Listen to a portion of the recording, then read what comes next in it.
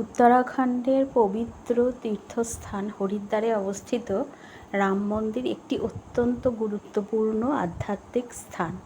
এটি সাধারণত হরিদ্বারের প্রধান আকর্ষণ হর কি পৌড়ির কাছাকাছি ভৈরব বাজার বা রাম মন্দির রোডে অবস্থিত। হিন্দু পৌরাণিক বিশ্বাস ও ঐতিহ্য অনুযায়ী এই মন্দিরটি ভগবান শ্রীরামের প্রতি উৎসর্গীকৃত এবং তীর্থযাত্রীদের জন্য বিশেষ তাৎপর্যপূর্ণ।